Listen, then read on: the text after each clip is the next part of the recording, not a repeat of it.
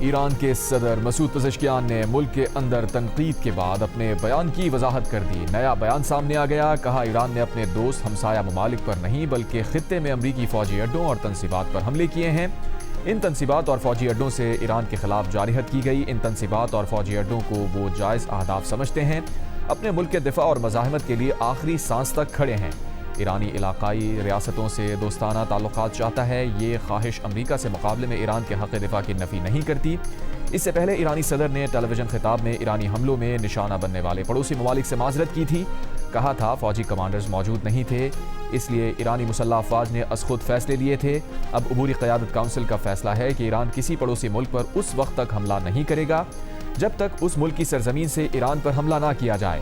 پاسداران انقلاب کا بھی کہنا ہے کہ پڑوسی ممالک کے خلاف اب تک کوئی جارحیت نہیں کی گئی۔ حملے جاری رہے تو تمام امریکی فضائی اڈے اور امریکی مفادات نشانے پر ہوں گے۔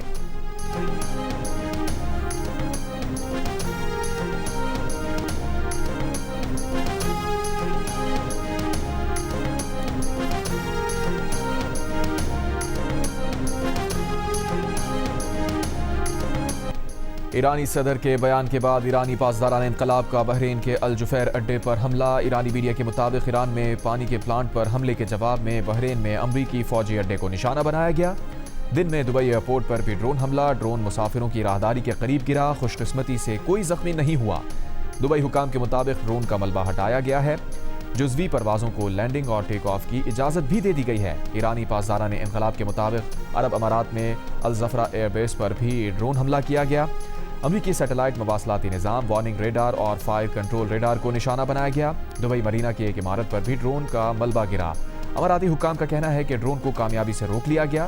دوحہ میں بھی دھماکے سنے گئے۔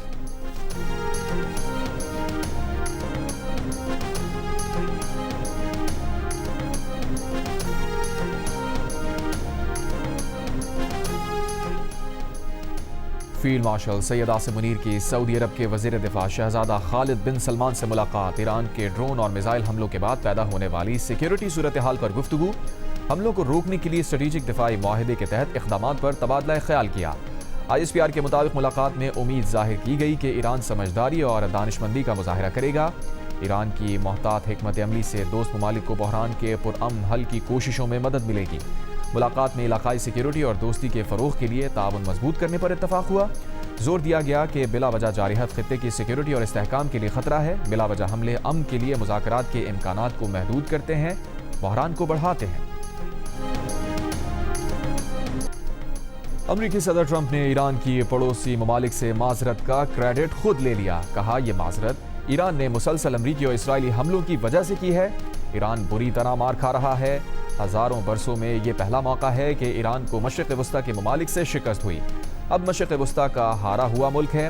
ایران کئی دہائیوں تک ایسا ہی رہے گا جب تک کہ وہ ہتھیار نہ ڈال دے۔ آج ایران کو بہت زیادہ طاقت سے نشانہ بنایا جائے گا۔ ایران کے برے رویے کی وجہ سے اب ان علاقوں اور گروپس کو نشانہ بنائیں گے جن کے بارے میں پہلے غور نہیں کیا۔ 3 روز میں ایرانی بحریہ کے 42 جہاز تباہ کیے۔ امریکی حملوں میں ایران کا فضائی مواصلاتی نظام بڑے پیمانے پر تباہ ہوا۔ اصفہان اور تہران پر امریکہ اور اسرائیل کے حملوں میں 8 افراد شہید۔ ایرانی حکام کے مطابق اسرائیلی طیاروں نے رہائشی علاقوں کو نشانہ بنایا۔ اسرائیل کا 80 سے زائد ایرانی لڑاکا طیاروں کو تباہ کرنے کا دعویٰ۔ کہا ایرانی فوجی تنصیبات اور میزائل لانچرز کو نشانہ بنایا گیا۔ ایرانی وزیر خارجہ عباس عراقچی نے کہا کہ جزیرہ قشم پر پانی صاف کرنے والے پلانٹ پر امریکی حملہ جرم ہے۔ امریکی حملے سے 30 دیہات میں پانی کی فراہمی متاثر ہوئی ہے۔ ایران کے انفراسٹرکچر پر حملہ خطرناک اقدام ہے جس کے سنگین نتائج ہوں گے۔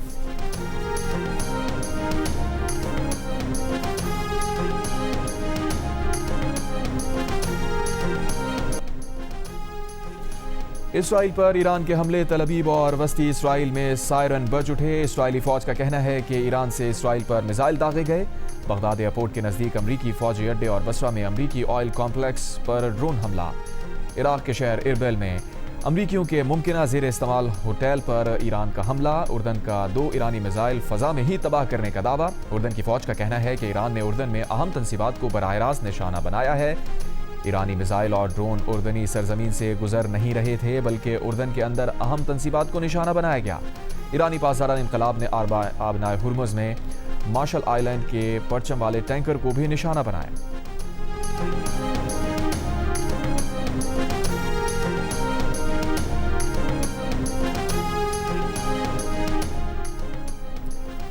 قوم حالت جنگ میں ہے. ہم اپنے ملک، عوام اور اپنے رہائشیوں کے لیے جو ہمارے خاندان کا حصہ ہیں اپنا فرض ادا کریں گے. متحدہ عرب امارات کے صدر محمد بن زاید ال نہیان کا ایران جنگ کے بعد عوامی سطح پر پہلا بیان سامنے آ گیا. کہا متحدہ عرب امارات کی کھال موٹی اور گوشت کڑوا ہے. ہم آسان شکار نہیں ہیں.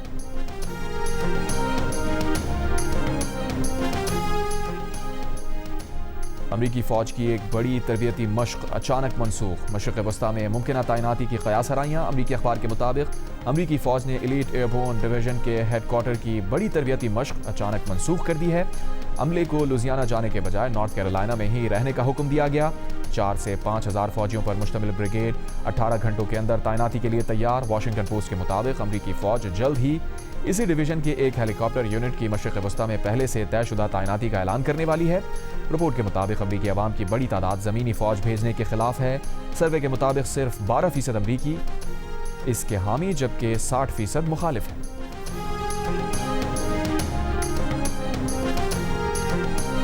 امریکی اور اسرائیلی بمباری سے بے خوف ایرانیوں کا اپنی حکومت کے حق میں سڑکوں پر نکل کر احتجاج. سبز بار میں ہزاروں پرجوش مظاہرین صہیونی اور امریکی حملوں کے خلاف ایرانی پرچم تھام کر سڑکوں پر نکلے. ایران میں حکومت مخالف مظاہروں میں شریک رہنے والے ایک ایرانی شہری نے امریکی خبر رساں ادارے CBS کو بتایا کہ وہ اپنی حکومت کے خلاف ضرور ہے لیکن اپنے ملک میں بیرونی مداخلت نہیں چاہتا. ایران کا فیصلہ ایرانی خود کریں گے، بیرونی طاقتیں نہیں. قوم یہ اجازت نہیں دے گی کہ کوئی باہر سے آ کر ہمارا وطن تباہ کرے. مسائل ہیں لیکن ہم اپنے ملک کو نقصان پہنچا کر ان مسائل کا حل نہیں چاہتے.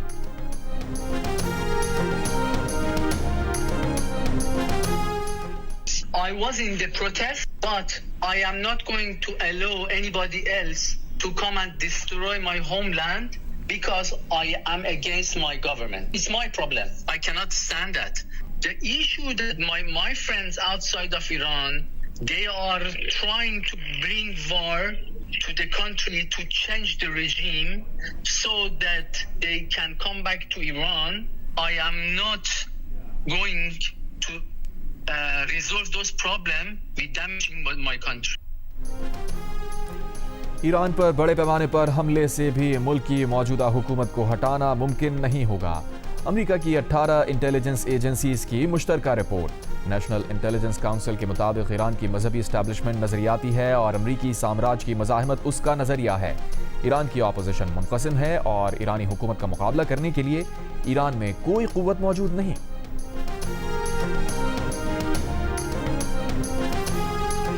امریکہ نے بھارت کو اپنا فرما بردار اور بہت اچھا اداکار قرار دے دیا.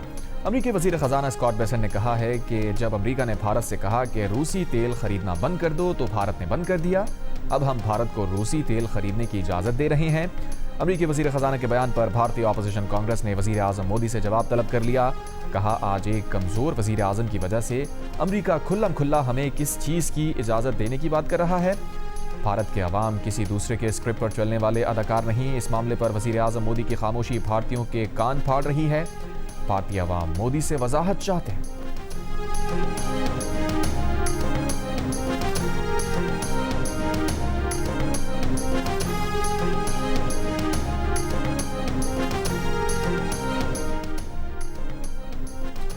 جو پیٹرول پمپ یا کمپنی پیٹرولیم مصنوعات کی مصنوعی قلت پیدا کرنے یا ذخیرہ اندوزی میں ملوث پائی گئی ہو اس کو فوراً بند کیا جائے. ایسے پیٹرول پمپ یا کمپنی کا لائسنس منسوخ کر کے قانونی کارروائی کی جائے. وزیر اعظم شہباز شریف کی ہدایت. وزیر اعظم کی وزیر خزانہ اور وزیر پیٹرولیم کو چاروں صوبوں کا دورہ کرنے اور صوبائی حکومتوں سے مل کر پیٹرولیم مصنوعات کی بچت اور عوام کو بلا تعطل فراہمی کے بارے میں لاہ عمل تیار کرنے کا حکم. وزیر اعظم شہباز شریف کی سادگی و بچت پر مبنی لاہ عمل تشکیل دینے کی ہدایت. 48 گھنٹوں میں تجاویز مانگ لی. وزیر اعظم شہباز شریف کی جاتی عمرہ میں نواز شریف سے ملاقات. پیٹرولیم مصنوعات کی قیمتوں، طلب اور رسد پر تبادلہ خیال.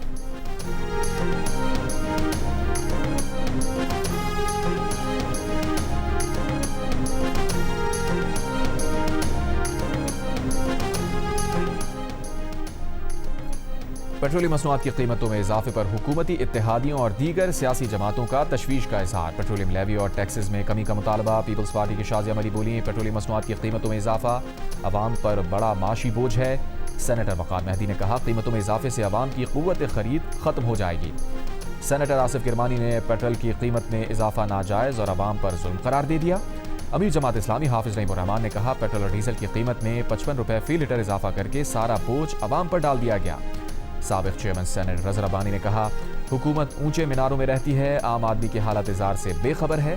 پاکستان مسلم لیگ فنکشن کا بھی پیٹرولیم مصنوعات کی قیمتوں میں اضافے پر تشویش کا اظہار۔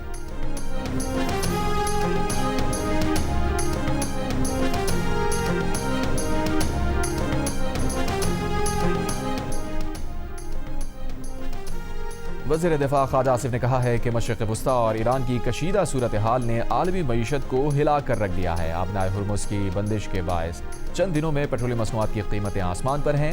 ایسے بحران میں حکومت کا پیٹرول اور ڈیزل کی قیمت میں محدود اضافہ کرنا بہت محنت کا کام ہے۔ اس کے لیے پیشگی منصوبہ بندی، روابط اور انتظامات کی لمبی داستان ہے۔ اگر وہ سب نہ کیا ہوتا تو آج پیٹرول 375 روپے فی لیٹر ہونا تھا۔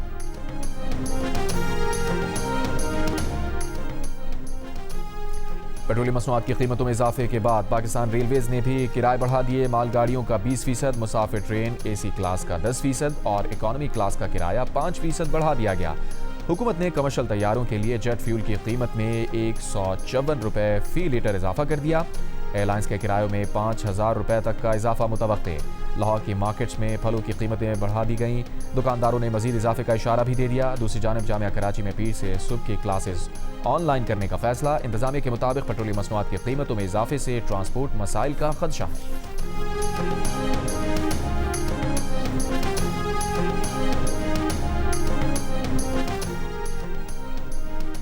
ورک فرام ہوم، جامعات اور کالجز میں آن لائن کلاسز اور سرکاری اجلاس بھی آن لائن کرنے کی تجویز۔ پنجاب کے محکمہ توانائی نے توانائی بچت تجاویز حکومت کو پیش کر دی۔ عوام ٹرانسپورٹ کا استعمال بڑھانے، اورنج لائن اور میٹرو بس سروس کی اوقات بڑھانے کا مشورہ۔ دوسری جانب کے پی حکومت نے بھی غیر ضروری سرکاری دوروں اور تقریبات پر فوری پابندی لگا دی۔ نوٹیفیکیشن جاری، سرکاری دفاتر میں ایندھن کے استعمال کی مانیٹرنگ ہوگی۔ پیٹرولیم مصنوعات کے استعمال میں احتیاطی اقدامات کا فیصلہ۔ ایک ہی کام کے لیے متعدد سرکاری گاڑیوں کے استعمال سے گریز کی ہدایت۔ سرکاری اجلاس زیادہ سے زیادہ آن لائن کرنے کی ہدایت۔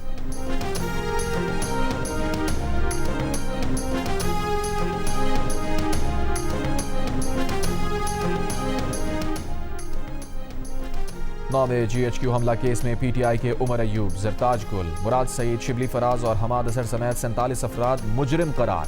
انسداد دہشت گردی عدالت راولپنڈی نے 9 واقعات کی سازش اور پرتشدد احتجاج کی منصوبہ بندی میں ملوث قرار دے دیا۔ 10 سال قید اور 5 لاکھ روپے جرمانے کی سزا سنا دی۔ جائیداد ضبطی کا بھی حکم۔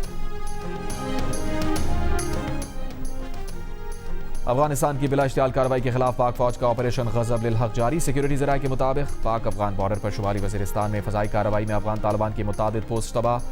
پاک فوج کی کارروائی کے باعث افغان طالبان کو بھاری نقصانات اور پسپائی کا سامنا۔ افغان طالبان اور فتنہ الخوارج کے خلاف پاک فوج کی زمینی اور فضائی کارروائیاں بھی جاری۔ سیکیورٹی ذرائع کا کہنا ہے کہ آپریشن اہداف حاصل ہونے تک جاری رہے گا۔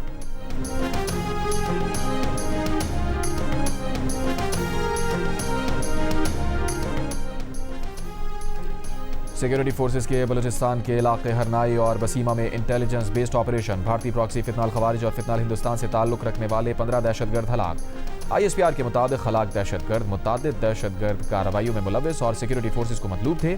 وزیر اعظم شہباز شریف، صدر مملکت آصف علی زرداری اور وزیر داخلہ محسن نقوی کی بلوچستان میں دہشت گردوں کے خلاف کامیاب کارروائیوں پر سیکیورٹی فورسز کو خراج تحسین۔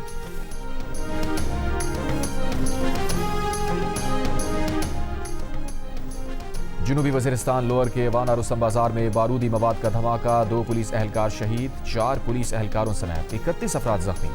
D S P Asghar Ali Shah کے مطابق بارودی مواد مارکیٹ میں گیٹ کے قریب نصب کیا گیا تھا۔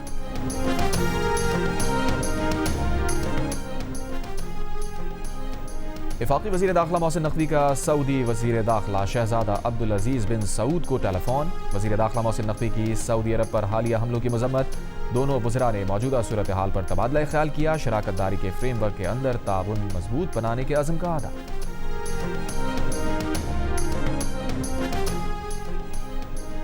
وزیر خارجہ اسحاق ڈار اور ایرانی ہم منصب عباس عراقچی کا رابطہ۔ خطے کی بدلتی صورتحال اور حالیہ پیش رفت پر تبادلہ خیال کیا گیا۔ ترجمان دفتر خارجہ نے کہا دونوں رہنماؤں نے صورتحال پر رابطے میں رہنے پر اتفاق کیا۔ وزیر خارجہ اسحاق ڈار کا اماراتی ہم منصب عبداللہ بن زائد سے بھی رابطہ۔ اس ساختار کا حالیہ حملوں پر تشویش اور متحدہ عرب امارات اور اس کے عوام سے مکمل یکجہتی کا اظہار، دونوں رہنماؤں کا بدلتی ہوئی علاقائی صورتحال پر تبادلہ خیال، امن و استحکام کی اہمیت پر زور۔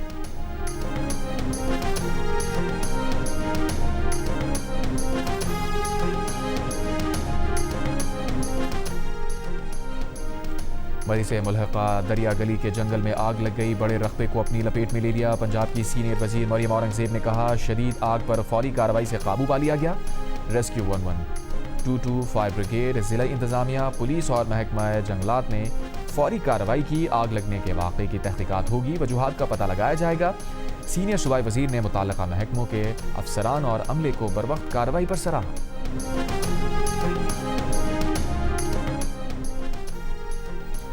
مشرق وسطیٰ میں جنگ اگر 1 ماہ سے زیادہ جاری رہی تو کمپنیز کو پیداوار اور خدمات کے حوالے سے مشکل فیصلے کرنے پڑ سکتے ہیں۔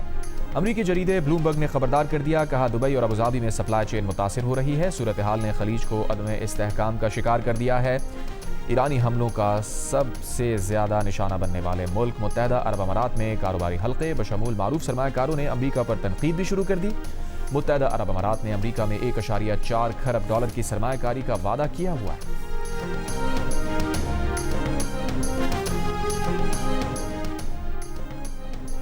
اقوام متحدہ کے ادارہ برائے مہاجرین نے مشرق وسطیٰ کی صورتحال کو بڑا انسانی بحران قرار دے دیا۔ جنگ سے بچ کر نکلنے والے شہریوں کو محفوظ راستہ دینے کا مطالبہ۔ UNHCR کے مطابق اسرائیل اور امریکہ کے ایران پر حملوں کے بعد بڑی تعداد میں لوگ نقل مکانی پر مجبور ہوئے ہیں، جبکہ افغانستان پاکستان سرحدی جھڑپوں نے بھی ہزاروں خاندانوں کو بے گھر کیا ہے۔ ادارے کے سربراہ کا کہنا ہے کہ متاثرہ علاقوں میں پہلے ہی تقریباً 2.5 کروڑ مہاجرین اور بے گھر افراد موجود ہیں۔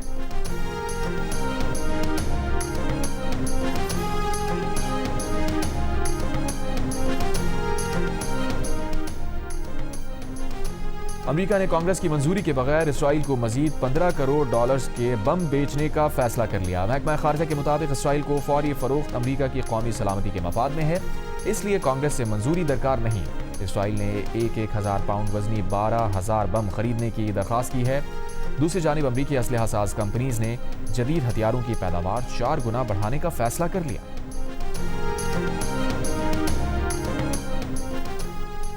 برطانیہ کے دارالحکومت لندن میں ایران پر امریکی اور اسرائیلی حملوں کے خلاف احتجاج، ہزاروں لوگ سڑکوں پر نکلے، ایران پر حملے روکنے کا مطالبہ۔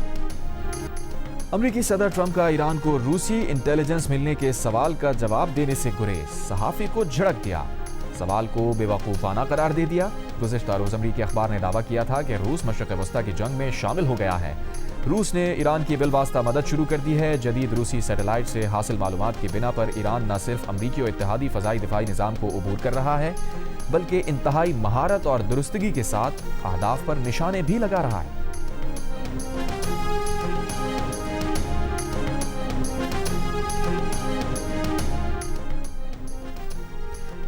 ورلڈ کپ ہاکی کوالیفائرز کا فائنل پاکستان اور انگلینڈ کے درمیان جاری۔ سیمی فائنل میں پاکستان نے جاپان کو شکست دے کر ورلڈ کپ مقابلوں کے لیے کوالیفائی کر لیا ہے۔ 8 سال بعد ورلڈ کپ کوالیفائی کرنے پر وزیر اعظم اور صدر مملکت کی قومی ٹیم کی پذیرائی، محنت جاری رکھنے پر زور۔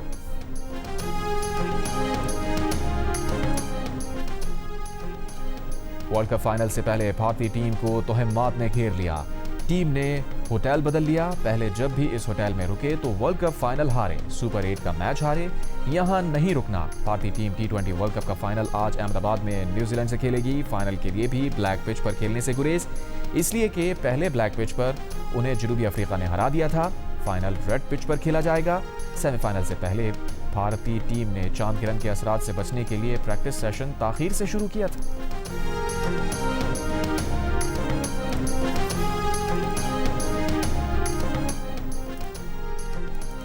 نیشنل T20 کے پہلے میچ میں لاہور وائٹس نے پشاور ریجنز کو 6 وکٹ سے ہرا دیا۔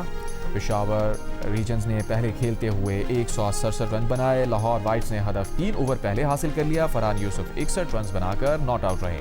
میچ جیو سپر سے براہ راست۔ اور معروف گلوکار علی ظفر نے نیا نعتیہ کلام جاری کر دیا۔ سونا نبی کے نام سے نئے کلام میں عقیدت اور محبت کے پھول نچھاور کی۔